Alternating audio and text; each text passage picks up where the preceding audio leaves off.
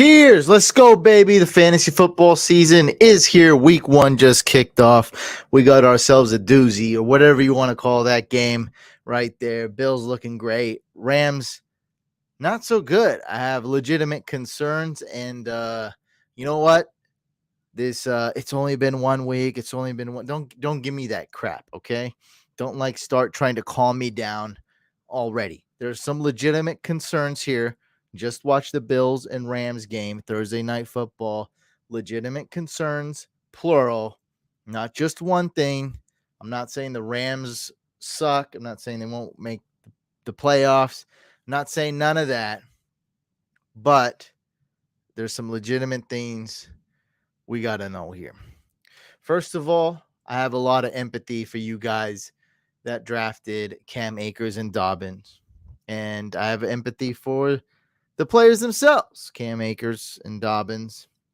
But if you guys sent me your teams, a lot of people DM me teams where they drafted both Dobbins and Akers. And so what did I do?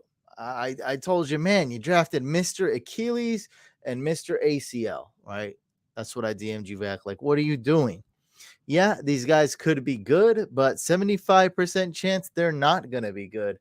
Why would you do that, right? Why? There's other players to draft. No one forced you to draft those guys, and they were going pretty early, right? I mean, Cam Akers sometimes goes round 3. He's usually going like round 4. So we looked up his ADP, and it's 37 overall. So he's going at the end of round 3, 37 overall. I mean, I don't understand why you took that risk.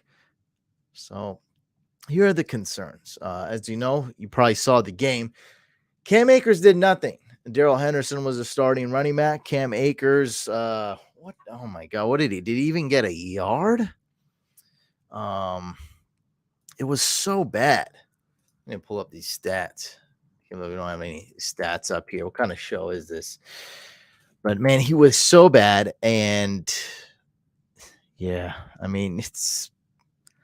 What do I say? I'm not a I told you so. I'm not this and that, but and don't give me that crap about it's only been 1 game, because what do you think is going to happen week 2? You think Cam Akers is going to be good week 2? So all of a sudden he's going to get the pop back in the foot. His Achilles is going to be good. He's going to be the guy that comes back and is 100% from the Achilles sooner than anybody else in the world. So that's going to happen. It's going to happen. It didn't happen this week. It's going to happen next week. Nah. What about week 3? Week 4? Oh my God. Now we're going from summer to fall, maybe winter. Okay. So 18 months recovery till you get to 100%. It's been a year. It's not been 18 months. So it sucks, man. And I know Dobbins, it's a totally different topic, but that's another guy I avoided. I have 0 stock in Cam Akers. I said, I recommend avoiding him. It's not worth the risk. I have 0 stock in J.K. Dobbins. I love the talent, but it's not worth the risk. And how he tore his ACL was more of a tear than most. That's J.K. Dobbins. So we don't even know if he's going to play week 1. We don't know if he's going to play week 2. And if he is, you're not starting him. It seems like he's going to be very limited. And this kind of gives me hope with ETN. Again, I'm trying to be as sensitive as possible. I have empathy to people that drafted him and to the players. But, we got to talk facts here. We got to talk fantasy football. We got to try to win. Oh, we got stats. Oh, we got producer Drew just dropping in stats here. Let's go. Cam Akers, 3 carries, 0 yards, and probably no catches. Let's see right here. Yeah, I don't think he got any. Okay, so 0 yards on 3 carries for Cam Akers. My God, that's not good. Daryl Henderson, 47 yards on 13 carries. That's good. What is that's about? Isn't that? It's closer to 3.6. That's right, 3.6 yards per carry for Henderson. So, as you guys know, I pushed ETN hard. I pushed that ETN propaganda. I said I love him in PPR leagues. I'm smashing in round 3. And I knew that James Robinson was coming back. I don't know that. I guess other people didn't figure that out, and it was breaking news. I knew he was coming back. I just don't think he's gonna have pop in that Achilles, right? So Cam Akers, when did he get hurt? Towards Achilles, was it like the beginning of training camp? Something like that, beginning of training camp, whatever. It was before the season started. That's a long time ago. James Robinson tore his Achilles December 26th. That's just a few months ago. I don't think this guy's 100%. Like, I really don't. I mean, this guy, I don't think he's going to have much burst unless the Jaguars make the playoffs. And that's, after the fantasy season's over. So I still have hope in ETN. Also, we know that ETN is the pass catching back. We know when the team is down, when the Jags are playing from behind, they're going to throw to ETN. He's going to be the back there. We know he's going to catch a lot of passes. They don't have great receivers. Yeah, I've read the Christian Kirk propaganda. I've looked over these materials. I've read the Evan Ingram propaganda. I've looked over those articles and materials as well. I'm not fully buying it. Marv Jones wasn't that great last year. I'm not buying into these receivers being great. What I am buying into is that ETN is a great prospect. He is a really talented player, and he has that chemistry from college with T-Law, and the reports of him look great. I mean, I seen him run in preseason. He looks good. So he's not the type of back that's going to need a ton of carries as it is, right? We all love DeAndre Swift. Why are we drafting him early? Everyone loves Austin Eckler. Why are we drafting him early? This is the modern running back. You could still do it with 11 to 16 carries. You don't need 20 carries a game. So I love ETN. Doubt James Robinson's going to do a lot. Like I said, man, even if James Robinson is 100%, at least this guy secured that pass catching back role. Pretty sure. Beginning of camp is my producer is saying. Drew here saying that Cam Akers tore his Achilles at the beginning of training camp last year. So that would be what, like early July, let's say, something like that. So guys, come on. Yeah, Cooper Kupp, my number one wide receiver. Even though Stafford sucked, Cooper Kupp is the exact same as he was last year. There's nothing different about Cooper Kupp. Nothing different. It was July. That's right. Did I say this year or something? Yeah. No, I don't know. I don't know if I said that, but yes, Cam Akers was last year, 2021, July. And James Robinson tore his Achilles December 26th, 2021. It's funny. Gabe Davis is very polarizing. Hey, I was off on him. I said, look, I don't condone this 6th round draft behavior, but if you drafted Gabe Davis in round 8, I liked it. Gabe Davis, not. We know who's the real baller here. Josh Allen. He is elite. He's a cheat code. I mean, that guy is just freaking amazing. He's big. He's athletic. He's got a great arm. He's just an amazing quarterback. And Stafford out here is looking reckless, man. It's so bad. It's so bad. It's like, I feel like, do you guys know Germ from our fantasy football draft, the taco of our league? It's like Germ playing quarterback. Reckless, right? Unaware. Just going out there, going crazy. Like, dude, have some discipline. Like, what are you doing, bro? Maybe he'll get that fixed a little bit, but that was awful. That was embarrassing. And he didn't get much help from the run game. They didn't got much of a run game. So he's the type of quarterback that can really benefit from some kind of run game. They're just like, look, let's stop Stafford. That's all you want to do. Just stop Stafford. No, the elbow's fine. I think the elbow's 100%. I mean, you watched the game. Like, did it seem like his elbow hurt, or did it seem like he was making dumb decisions? I think that was his brain, not his elbow. That was the problem this game. I don't, maybe I'm wrong, but to me, I just really didn't seem like the elbow. And like I said on the last podcast, if you guys listened, I had a theory. As you guys know, all my NFL conspiracy theories come true or haven't been proven yet.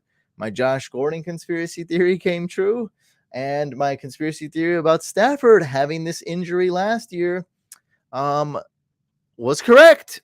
You heard it on TV, and I think it was news this morning or yesterday. I think it was this morning. It was confirmed.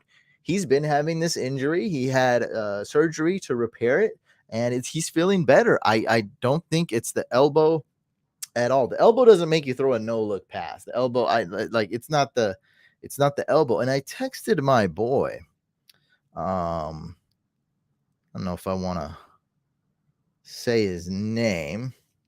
Let me take a screenshot. Oh no, I'll just read it. So he's a doctor and a physical therapist, certified physical therapist, and he has a lot of clients that are Major League Baseball players, NBA players, and NFL players. I said, hey there, out of all the injuries, this is really important, guys. Listen up right here. Listen up. This is very important. I said, hey, brother, out of all the injuries an NFL player suffers throughout his career, what percentage of them do you think we actually hear of? My guess is only like 20 to 50%. So I asked him, out of all the injuries that happen in the NFL, what's the percentage that we actually hear about them? He said, I'd say 25% is what the public hears about. All right. I seen Arian Foster a long time ago was on Joe Rogan's podcast. I watched that, and I hear these guys speak, and it's like, man, Arian Foster, man, playing without a shoulder. And, I hear about all these stories of Marion Barber played without a leg, essentially a hole in his leg. And it's like, we don't even hear about him. So my friend, and like I said, there's a lot of clients who are professional athletes in the big leagues, saying that we only hear about 25% of the injuries that NFL players suffer. So always keep that in mind, right? So a guy like Zeke, for just an example, just kind of, it's partially fact, partially guessing, but just using it as an example, this guy suffers an injury. He looks slower. He's like, oh, this guy's sluggish. He lost his pop. That man might have 1 to 4 injuries. Maybe we know about one. We don't know about the other 3, right? If you do the math, that's 25%. It's like, dang, it makes a lot of sense. Like a bruise, he did this, soreness. Like, this stuff is real, man. So, yeah, man, he was injured. He tore his Achilles. That's what happens when a running back tears their Achilles. I'll answer some fantasy. Let's do some fantasy questions right now. I got some more stuff to talk about. But yeah, let's get your fantasy questions in there right now. Let's see if we have any comments. Allen Robinson. That's one thing we want to talk about. Josh Allen, good. Matthew Stafford, bad, careless. Allen Robinson. Now, I will put a question mark here for Allen Robinson. Now, this one is good. Be like, hey, Brain, it's only been 1 week. Let's wait and see. Yes, let's wait and see. Now, Allen Robinson was a ghost out there. I barely saw him. So it wasn't looking good, but that's been just 1 week. If teams decide to triple cover Cooper Kupp, I mean triple cover, because it might be worth triple covering that guy. Maybe we see some more Allen Robinson. I might go ahead Van Jefferson and put him on my IR spot in fantasy. Because who else is going to catch balls? Like, they need more receivers. Odell Beckham, man, he's not healthy yet, so he's going to be healthy in a few months. All right, let's ask some questions. I want to talk about fantasy football strategy as well. It was the offensive line. I disagree. I think it was a lot. I think that's just one reason. It was a lot, man.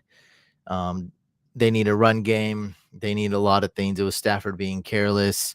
It was a lot.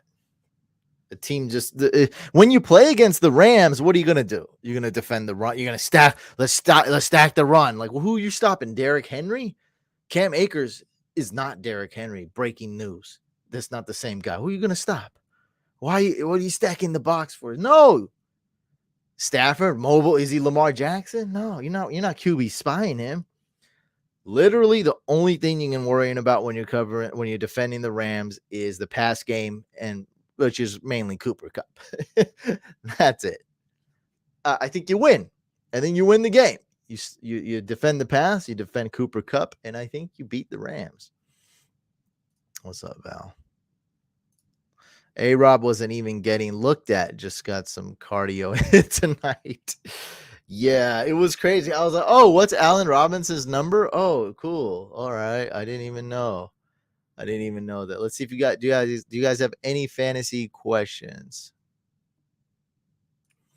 ETN has a high ceiling for sure. Also a high floor, I think, in full PPR leagues. We think the Jaguars are going to be below 500, right? And that means that they're going to be trailing in most games. And I think he's got a high floor. The ceiling, I wouldn't really put it like high ceiling. I think his ceiling is good. Most ceilings come from touchdowns. I don't know. He might not be the goal line back all the time. Jaguars might not score a lot of touchdowns, but this man could catch 11 passes. That was my bold prediction on this week's video. My weekly rankings video is that Travis Etienne is going to catch 11 passes. That might come true. Travis Etienne or Leonard Fournette. I think we go with Fournette this week. Let's keep it simple. How do you not start both? And is this PPR? Because in PPR, it's going to be hard to bench Etienne, my friend.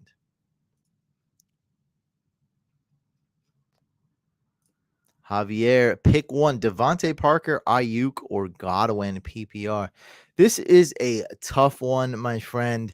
I think we're going to go with Brandon Ayuk this time.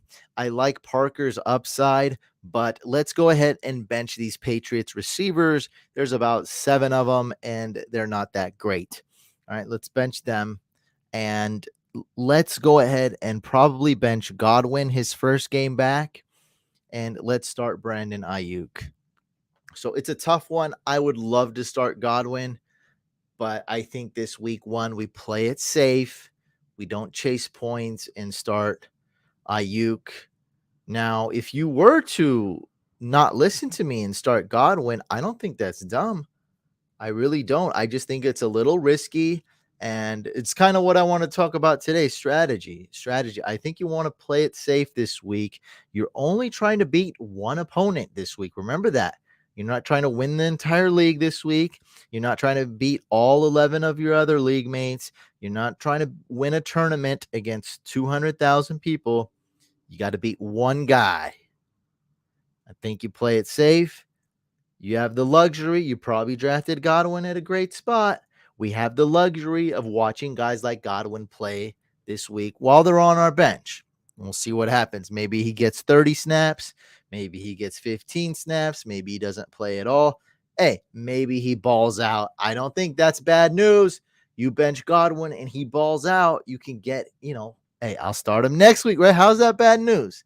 That's not bad news. That's great. You got a steal of the draft. You got yourself a low-end wide receiver 1 for stupid cheap. That's great. Correct. At what week do you start giving up on certain players, or does it just depend on the player situation? 100% of the time, it depends on the player and situation. My golden rule is to wait at least 2-3 weeks, but you heard me in the beginning of this podcast / live stream when I was talking about Cam Akers. When is he going to come back? You know he's not going to get that pop by week 2. You know it's not going to be week 3. You know it's not going to be week 4. Allen Robinson, let's chill and wait. That's a different story. But an RB who just tore his Achilles, 100% of the time he's never been ready. Like, it's not going to happen. It's not going to happen in 9 days. Okay, he's going to just, I got my burst back. Kareem Hunt or Rashad Penny flex? Let's go Rashad Penny. He's going to get the carries. He's going to be the workhorse. Let's go Penny. Kenneth Walker should be severely limited. Probably not even play. They shouldn't even rush him back. Or play Elijah Moore. If it's full PPR, start Elijah Moore. Done deal. 30% Godwin plays. That sounds like a freaking guess. We have no idea if he's going to play or not. I'd say 50-50, but 30% sounds like a good guess, to be honest. Tony Pollard or Devontae Parker? That is a tough one, dude. Let me see. I'm thinking of leaning Tony Pollard on this one. Tony Pollard or Devontae Parker. Let's go with Tony Pollard. That one. Dawson Knox. It's what I've been saying throughout the whole year. He's a good tight end. He will be good this year. I avoid him in 100% of my leagues. He's going to be wildly inconsistent. So you can say flat out I was wrong on Gabe Davis. That's fine. But I was right in assessing the Bills. They're going to spread it around, right? They're going to spread the ball. Everyone's going to be balling. And Dawson Knox will have his days. Tight end is already a difficult to predict a position. It's really difficult to predict week to week, and it's the most inconsistent position compared to quarterback, running back, wide receiver. So Dawson Knox is even more inconsistent and volatile than his fellow tight ends, right? Komet's going to be more consistent. Kelsey's going to be more consistent. Dalton Schultz will probably be more consistent. Dallas Goedert will be more consistent. All these guys are going to be way more consistent than Dawson Knox. That's why I told people I don't like him. I'm ranking him lower. I'd rather have somebody else. And so it is what I never recommended him, man. Everyone likes him. I get it. He's got the quarterback though. And so, like I said, he will get those games. You just never know when it is. And he will put up duds like he did, unfortunately. That just could be a day off, so you never know. But it did not practice is not good. Kittle did not practice either. That's really not good. But we'll see. AJ Green and Ayuk. Nah, bro. This is almost a don't start AJ Green. Don't do that. Do not start AJ Green. That's golden fantasy advice right there. Do I risk starting Godwin or go McKissick, Pickens, or Burks full PPR? You can't risk that because Godwin plays later. Yeah, you can't risk that. Godwin plays Sunday night.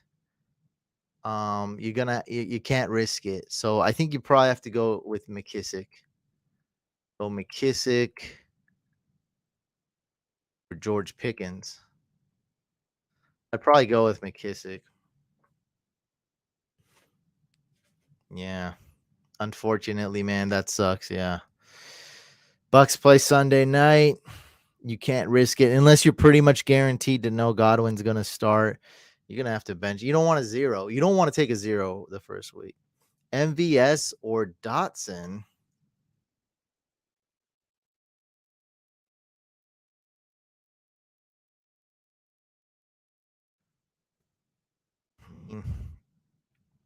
How do I know which one to start? MVS, he's going to be wildly inconsistent. I'm not a big fan. It's going to be a high scoring game. Chiefs are going to air it out. Cardinals are going to air it out. Jahan Dotson, number 2 option there for Washington.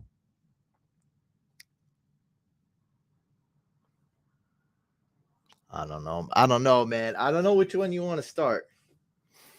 I like the talent that Dotson offers.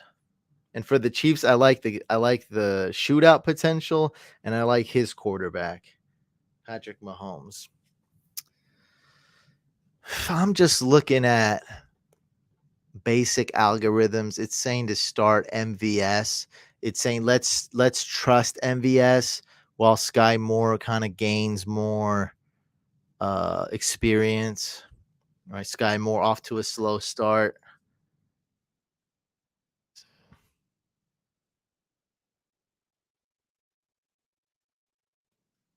Yeah, I don't. Man, that's a tough one. That's a tough one. I guess I'm saying MVS. It's really like flip a coin with that. I don't know. At the chat, can somebody else answer this? Be take my job for this one. I said MVS, but I don't have no confidence in that. MVS or Jahan Dotson? You starting MVS, who I don't like, or Jahan Dotson, who's a rookie? Cordero Patterson or Chase Edmonds or Melvin Gordon or Chase Edmonds? What the heck? So Chase Edmonds twice. I would go Chase Edmonds if he's healthy. So I think he has a minor injury. So keep tabs on that. I'm leaning Chase Edmonds for week 1. All right, guys. So one thing I did want to talk about as far as strategy goes, and I'm going to try to keep it brief, but just always remember this, okay? Okay, we have somebody else saying Dotson. All right, just listen to him. It's so close, and it's so like, I don't know. I want to talk about strategy. So the very first thing, this could sound a little boring. I mean, a little dry, right? But just bear with me. I'll keep it short. It's very important. When you get invited to a league, the first thing you want to do is check the league settings. Okay, know what you're getting into. Is it 10 team? Is it tiered PPR, full PPR, redraft, blah, blah, blah, all that, right? Know all that. Fantasy 101. We all know that. Know your league settings. Know your league mates. Know what's going on.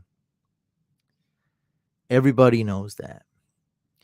And what you want to do after that, now this comes natural to me, so I don't have to put it on a piece of paper or nothing, is you want to know your goals, right? People say write down your life goals, write down your short-term goals, your long-term goals. It doesn't have to be crazy. You can keep it general, right? You can keep it general, like show up on time, show up to work on time. You're coming in late, right? Show up to work on time, right? Write that down, right? Or invest, save $10 a month. Put $100 a month in savings or something like that, right? Something simple, right? Write down your goals. In fantasy, you want to write down your goals. What do I want to achieve in fantasy football? What am I getting out of it? I want to have fun. I want to make money. I want to win, whatever. Okay. Write down what goals you want to achieve in that league, in a specific league. So in best ball, your goals are different. Do you guys know what best ball is? In best ball, you want volatile boom or bust players that have those spike weeks. You want wide receivers. You want your flex to ball out. If it's tight end premium best ball, you want your tight ends to ball out. Tight ends are often going to be a top 10 wide receiver easily. So you got to know your goals. If you're in a dynasty league, do I want to win now? Do I want to retool the team, tinker a little bit? Or do I want to completely tear it down, tank, and rebuild? Don't be in the middle. Decide. Know your goals. They have to be clear. I'm telling you this right now. I read hundreds of questions every day from you guys. Most people don't know their goals. They think they want to start the player that's going to has the most upside, right? And chase points. That's not what you want to do week 1. In normal leagues, right? A redraft league or any head-to-head matchup, your number one goal is to beat your opponent. Will your opponent make mistakes? Yes. Now, don't chase points. Keep your floor high. Be safe. I'm not telling you to take zero. Don't be like, I'm not going to take zero risks, but don't take too many unnecessary risks. Don't start too many rookies the first week. Don't go crazy. Don't get cute. Don't go chasing stacks. Let your opponent make mistakes. Edge them out for the win, right? Go get that W. It doesn't have to be a 200-point victory. Know your goals. Once you know your goal, my goal in the Dynasty Best Ball Tight End Premium Superflex League is different than my goal in my Redraft League, which is different than my goal in the Couch Empire League, which I'm tanking. I'm trying to get Bijan Robinson, which is completely different from my other Dynasty League. I'm trying to win now. So I know that. Know your goal. Once you clearly know all your goals, right? Just like I gave the life example, a short-term goal and long-term goal. Your number one goal, beat your opponent this week. Okay, how do I do that? Make my floor high. Be safe with it. Don't do anything stupid week 1. My opponent, that's got a high chance. That guy has a high chance of making mistakes week 1. Let me get the win. In Dynasty, I'm tanking. What do I want to do? Okay, I know my goal. How do I achieve that? Get rid of all my running backs, right? Don't score that many points. I got like one running back in that dynasty league. I don't even care. I'm not scoring any points. Get young players, invest in some wide receivers, get some draft picks. You got to know your goal to achieve it. It's not just about, start the best player, start the player that's going to get you the most points. If it was that easy, man, what are we doing here? You just start, right? Not everything is, do I start Josh Allen or do I start Jared Goff? Not everything is that easy. Not everything's black or white. There's a lot that goes into this. My goal is to win, bro. See, that's what I'm saying. Like, I knew people would have this type of answer. You ain't listening to what I'm saying. You're not listening to what I'm saying at all. See, this is a very ignorant comment. You are not listening, my friend. Listen to what the hell I'm saying, bro. Listen. In a dynasty league where you're tanking, is this your goal? To win what? To win in 2 years? To win this year? To win this week? There's different goals, bro. You're not listening. Winning is different. You could win it. Don't you want to win $1 million? Well, you got to know how to do that. My goal is to get $1 million. Well, you got to know how to do, like, to this year or invest. You got, like, it's details. It's the devil's in the details. It's a competition, dude. This is it. Yeah, my goal is to win too, but it's a competition. When people give answers like this, my goal is to win, bro, and I'm giving a detailed answer because I know exactly how to get there, I'm probably going to win and you're probably going to lose because I got the goal here. And I got you. And it's all good. It's all good. I'm not mad at you at all. But I'm saying you're in different leagues. You might, so Crazy Legs. I don't see you here often. I don't know how many leagues you're in. I don't know how different leagues, but man, if you don't know now, fantasy is so different, right? We just did a podcast a few weeks ago with all the leagues. Oh my God, I gotta find this. Oh my, I think I still have it. It's right here. It's right here. I got you. Look at this. Look at this, bro. Look at this. Fantasy is not all luck. I mean, I play professionally. I've won real money. You think that was all luck? It's not all luck. A certain percentage is luck. I'd say about 25-30% is luck. That's a big percentage. Fantasy is not all luck, bro. I mean, I lost. This is pretty easy to prove. Like, just listen to this. I lost thousands of dollars the first couple years I played DFS. I dedicated my life to reading and researching and looking at stats and grinding years for years. And then I became a professional player and I've won thousands every year. Does that really sound like just dumb luck? Or is it no? You got to know what you're doing. I got way more proof. I just wanted to dumb it down for you for a quick little answer. Does that sound like 100% luck? All means 100%. I'm saying it's about 25 to 30%, which is huge. Don't get me wrong, but it is not all luck. I have copious amounts of data. All right, copious amounts of data with that. So when I'm saying know your goals, look at how many types of leagues there are, my friend. There are a lot. And so, yeah, if you're only in one redraft league, what I'm saying, it kind of sounds stupid. You're like, okay. But even then, right? Redraft league, your goal is to, to beat your opponent, right? Head-to-head matchups, right? But look at all these. And so for the audio listeners, I'll just read some off to you. DFS, cash games versus GBG, best ball, redraft, keeper, dynasty, empire, Devi, campus to canton, contract league, snake versus linear versus auction drafts, first down league, guillotine league, vampire league, superflex, tiered PPR, tight end premium, losers league. Bet you don't know what that is. That sounds crazy. Where you try to lose, but if you score 0 points, you gain 20 points. You try to score the least amount of points. Loser punishment league, everyone knows that. Fantasy stock market, qualifiers, satellites, survivor, eliminator game. Tournament, high stakes, points per completion league, IDP, individual defensive players, charity leagues, tournaments, NFT leagues. It's a lot.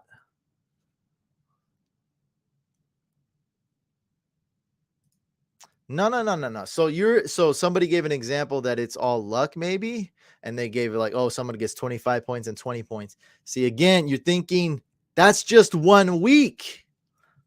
But peep this, Javier. How about if you're in 100 leagues? 100, just a nice even round number, right? And you make decisions that increase your chances of winning by 0.1% with every draft pick. That's going to help me. That's going to help me. That's going to help me. That's going to help me. Out of those one, and you hedge your bets. You don't draft Alvin Kamara in 100 of those leagues. See, that's a decision. That's not luck.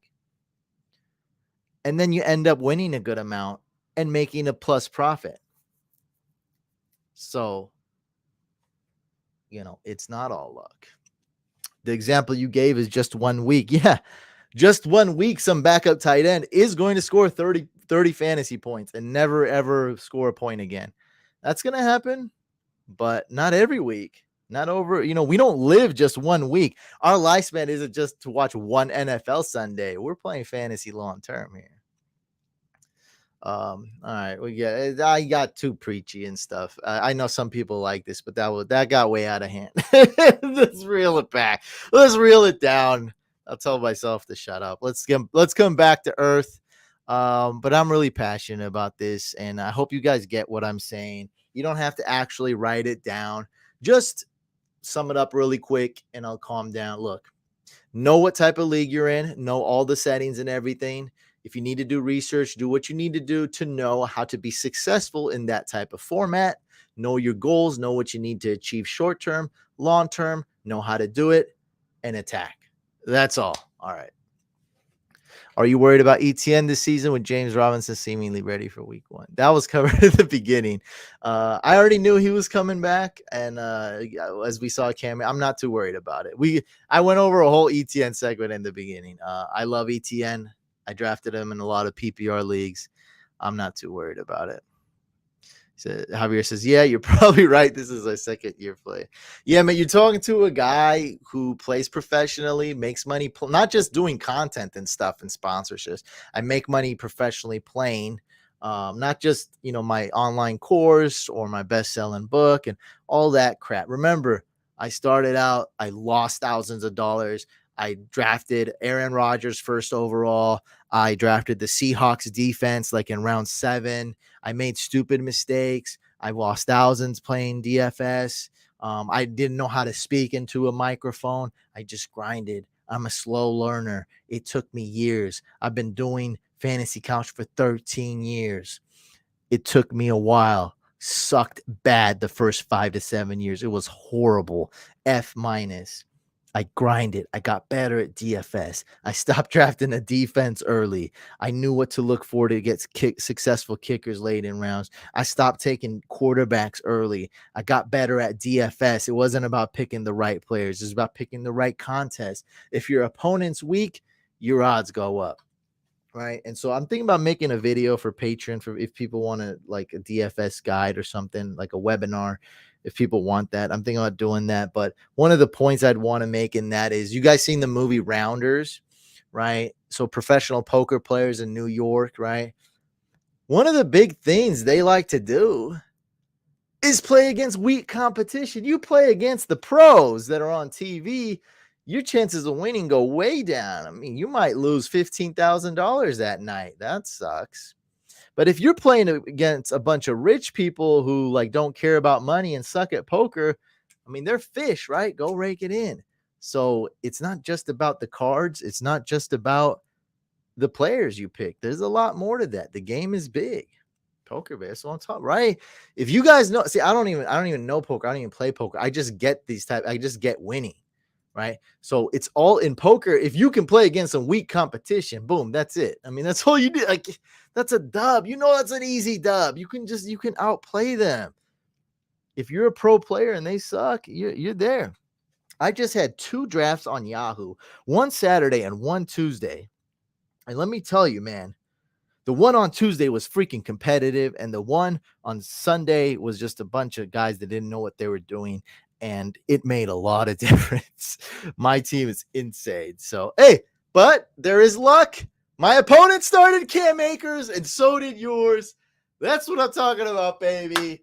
Let's go. $200 buy-in. My opponent started Cam Akers this week. My team sucked. It's the only draft where I walked out of there. It's still on YouTube. It's embarrassing.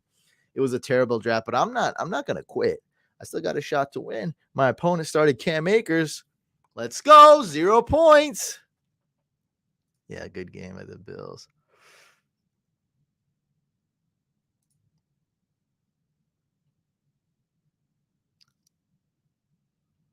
Who is this year's version of Cooper Cup? I'll throw out a name, Jerry Judy. No, nope, that's not going to be.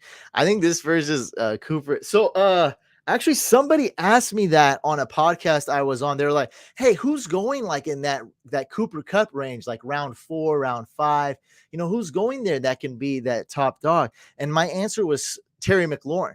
So I think Terry McLaurin is an extremely risky player, like very, very risky, but he does have that upside to be in the top 7, top 6 easily. I think Terry McLaurin can be a top 7 wide receiver, and he's going like late round 4, something like that.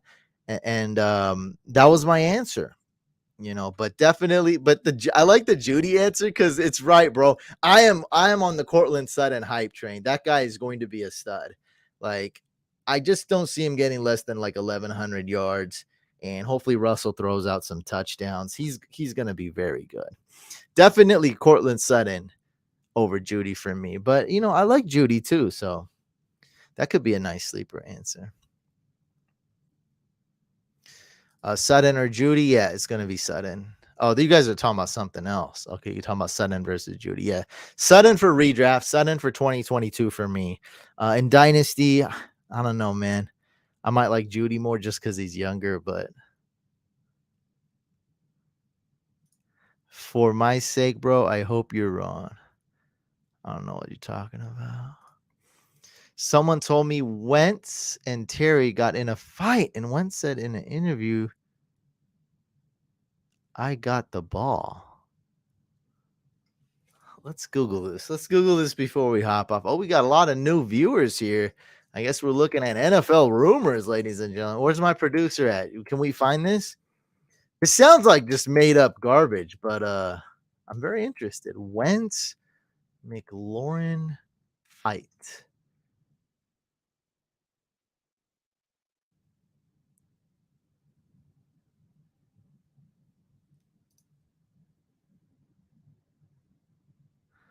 I don't see anything. I need some kind of proof. I'm seeing like a lot more positive stuff.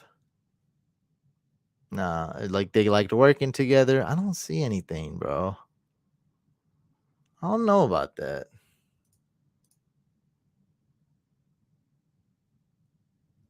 I don't know what Javier is talking about anymore. I'm just gonna dismiss all this. He just like changed topics, trying to ruin the pod. Don't take down my podcast, bro. Don't ruin the live stream. I don't know what you're talking about anymore. But yeah, I love Sutton. I love Scary Terry. Scary Terry's a high risk. Hopefully you guys enjoyed this podcast. Football's back, baby. I'm excited. I'm glad I didn't draft Cam Akers or J.K. Dobbins, even though we haven't seen J.K. Dobbins yet. I don't have high hopes. And I got some hope for ETN in PPR. All right, we'll end it with this. Joey says, had my boys argue about who will be better this year, Gabe Davis or Ayuk. What's your take? Let's go with Gabe Davis, I guess. I think Gabe Davis could have the better quarterback, even though I'm a big Trey Lance fan. Let's go Gabe Davis over Ayuk, but I guess we'll just have to wait and see. All right, guys, thank you so much for tuning in. I'll catch you guys on the next one.